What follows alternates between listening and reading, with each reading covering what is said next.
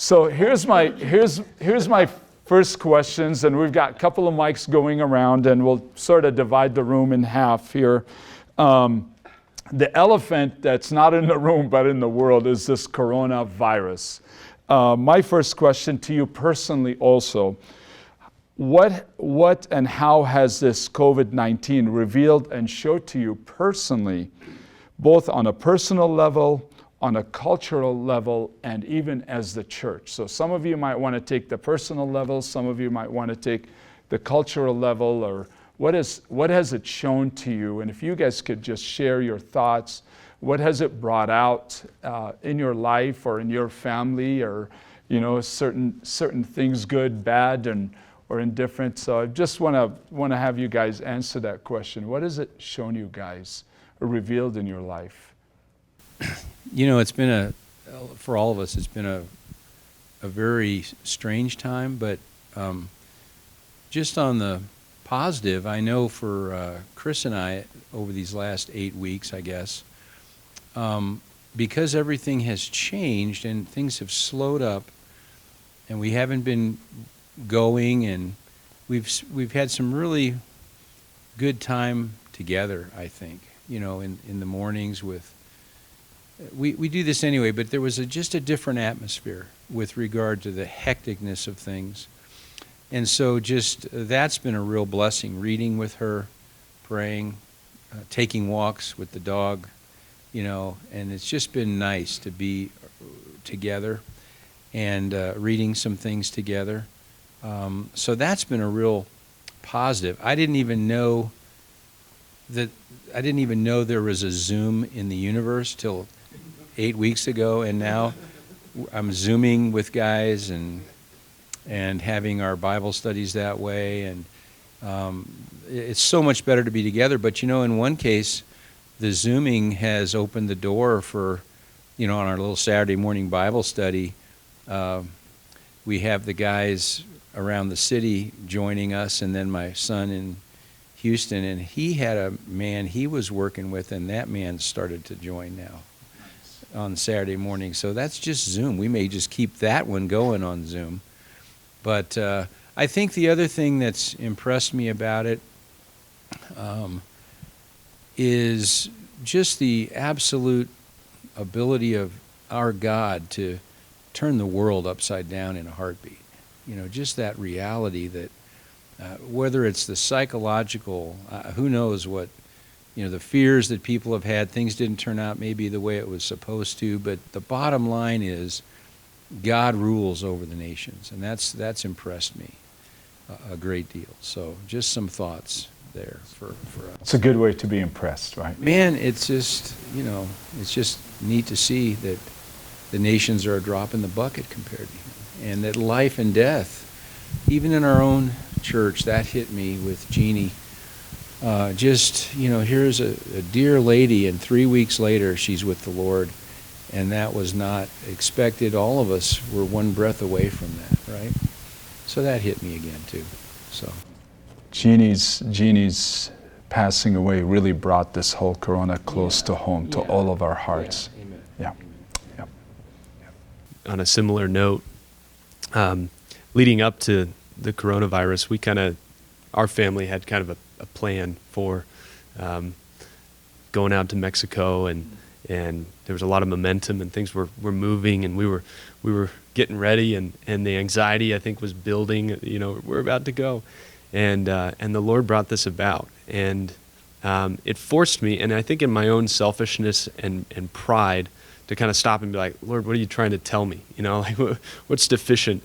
But in a really good way, it was a matter of pausing, and for our whole family to just pause and to be still, and to know that He's God from your pastor's corner, and there was just this, and still there's this sweet just, okay, we need to come back under the Lord and His sovereignty and who He is, and realize who He is. And so something I've been challenged with over the last year, and actually Pastor Ken's the one who challenged me with this, was to really maintain a big view of God, and to really pour myself out on the attributes of God, and study who is God, Who does he reveal himself to be in Scripture? And so this time has been a really good time of reflecting on that. And I'm noticing the more I pause and I just marvel at who he is, the more those anxieties, they come down.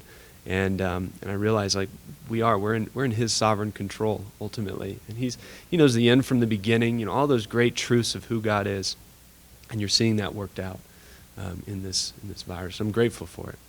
Your first Pastor's Corner Esther moment. What has there been an Esther moment for you in doing this? In many ways, that is the Esther moment. That is the Esther moment of just, I mean, truly stopping and pausing and coming under the Lord and trusting Him and His leading in this whole movement.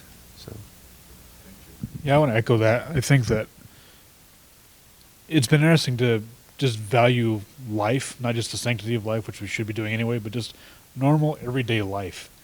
And it's really pushed me to want to just live a peaceful, quiet life before God in submission to Him. And there's so much hysteria, like you were talking about, Greg, that everybody's freaking out about something, either the virus itself or the media hype over the virus. And we think that there's always just something big that we got to be doing. And one of the things that stuck in my mind this last month or so is, I'm at an office all day, and now obviously I'm working from home, and so I can hear outside the study door. I can hear Heidi with the kids, and I'm like, I'll be on a call or a meeting, and I'll just catch a very faint glimpse of, they're reciting the books of the Bible: Genesis, Exodus, Leviticus, whatever comes next. Yeah, and then but it's interesting, like, we get to do these pastors' corners and preach and teach, and people see our faces and they see these things, and I'm thinking, here's someone, I know she's not the only one that does this, I know all of your wives, that is teaching children the gospel truth, right, in the home, like they need to be doing, and it's very quiet, and they're not recognized for it. But just even behind the closed doors, where you look out and you open your windows, and there's all this media everywhere, and there's all this hype everywhere, and all these people have an opinion on something, and they want to say something about it, and yet there's a lot of stuff going on inside that nobody even hears about, but it's truth, and it's a very sweet thing. Like you're saying, like, it makes us pause and think about just everyday normal life. Like, we get so used to it in America, we can get anything that we want when you think about it, right? We can go to a mall, we can walk, we can do whatever we want.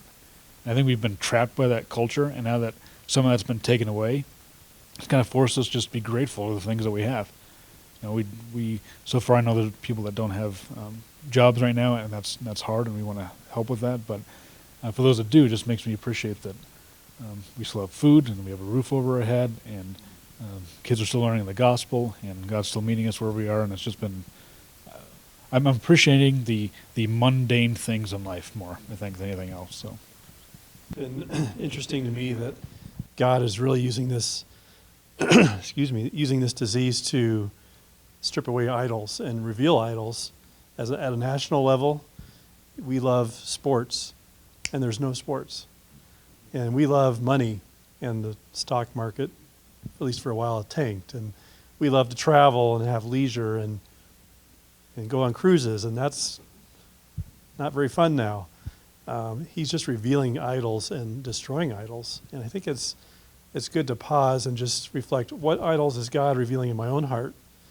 And what am I relying on? What am I looking to for security? Because if I'm honest, I have to say that I've had some anxious moments looking for toilet paper.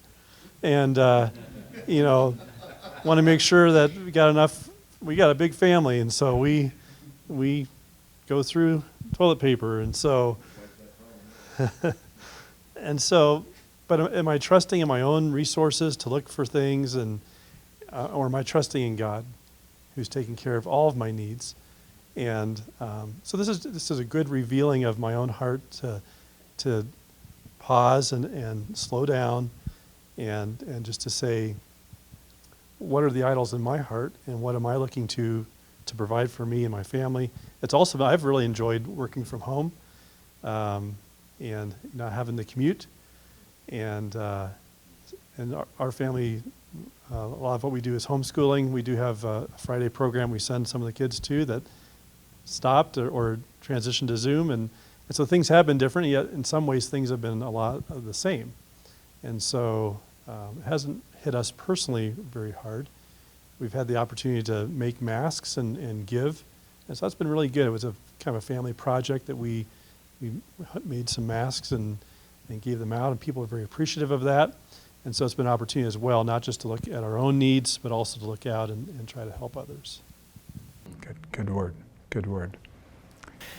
I think similar to what Joel said, some of the things that have come out in the coronavirus has been, it's cracked the ideals, and I think in our culture, the consistency of comfort, we just get lulled into it, and it feels like, the temptation is that this feels like heaven, and it's absolutely not. And so when the aquarium is cracked and the water starts leaking out, I love what God does in the heart of believers, because as much as I don't want to fear, those anxious moments make me wrestle with, is this answer really remedied is this question really remedied in the gospel? And so it's a fine tuning of the soul when there's loss, there's anxiety.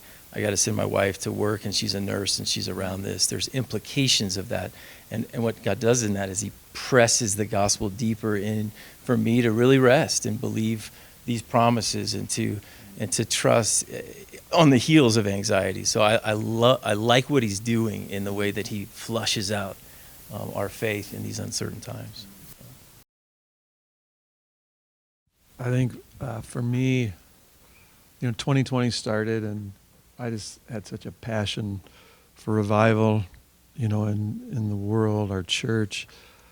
And as we jumped in, and all of a sudden this hit, for me, it was like a tidal wave of all of a sudden, I get this call that Jeannie and Howard are in the hospital, and Howard went home, and Jeannie's in intensive care and fighting for her life. And then a couple days later, Amy Foote passes out in the shower, and they believe she had it, and she got tested later, and she indeed had it. And then there was the death of Greg Jesseroga, and I needed to beat the police over there to share with Judy what had happened to her son. And Greg met me over there, and then we had to go over to share it with the 5 kids who just lost their dad, and just 2 hours of sitting there with just deep, massive grief, and just so much started exploding. My sister-in-law, Kim, her cousin took his life, and so it was just one thing after another, and it just kept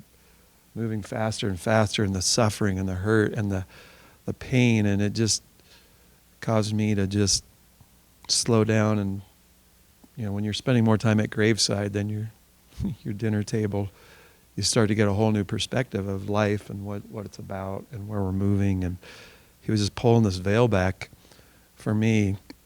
And then I just got into Romans 2, and God just started cutting, in my own heart and my own affections, and just suddenly it was like the revival needed to start in my own heart. I thought, man, I love Christ with everything, and that's what I want to see in our land. And all of a sudden I realized I just needed my own heart revived, and the realities of how much I'd been rocked to sleep by the American way and the comforts and the ease, and he just was waking me up like I've never seen before. That Philippians 1:21 just took over my heart, and to go be with Christ is better than anything. And sitting on my porch with Howard, Tiffany, and he said that. He said, Jeannie's where she always wanted to be, and I rejoice. And God has given me a grace to endure what I thought I never could. And the gospel is it's everything, and it's to be with Christ.